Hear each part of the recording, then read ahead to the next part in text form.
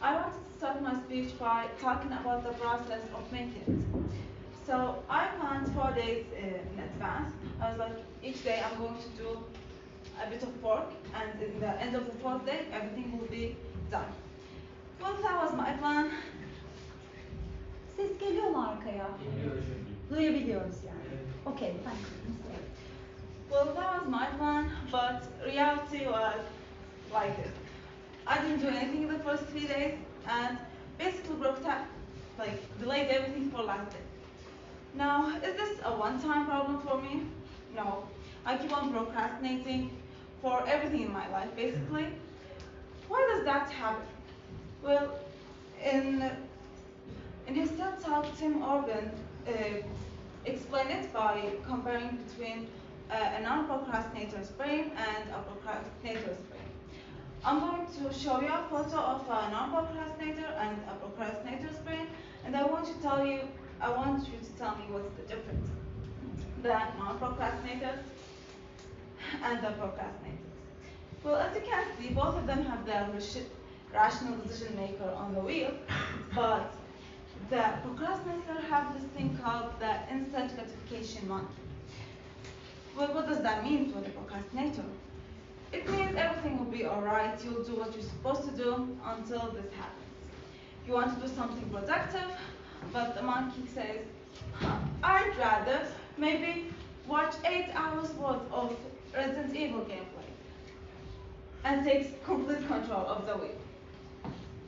Have you ever wondered why does this thing happen?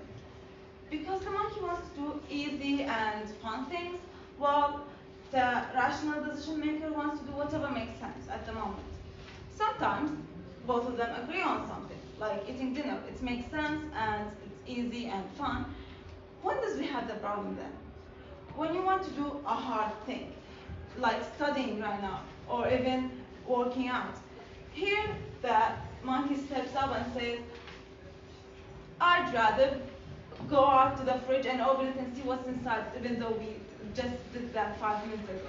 Or even open the Wikipedia page of the Australian emo war and read it entirely.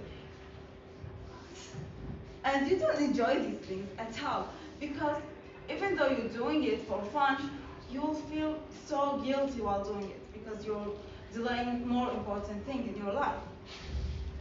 When do we stop doing this? When the deadline is due, when you have to finish your work and barely have enough time to do it. Then the panic monster wakes up and stops the monkey, and the rational decision maker takes control over the wheel again.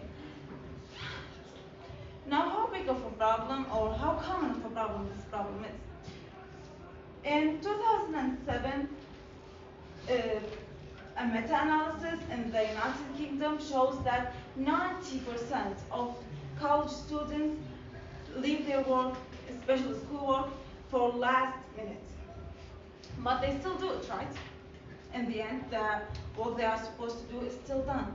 Then when does this become a really, really big problem? Is when you don't have a deadline, when you have to do something like going out with your friends or spending time with your family, working out, eating healthy. You keep on delaying those things forever and you never end up doing them. How can we solve this? How can we stop delaying our important stuff for instant fun things? Well, I have found 3 solutions for this. First of all, for things that doesn't have a deadline, give yourself a fake deadline. Say like, in 1 month, I have to go out with my friend. In the next 5 days, I have to start working out or eating healthy. And when something is on, and the most important or the only long-term one is dopamine fasting. There's a ton of books explaining it. I like the one that says Addicted to Dopamine. It's really fun and interesting books. You can all read it. I recommend it. And thank you all for listening to me and my friends.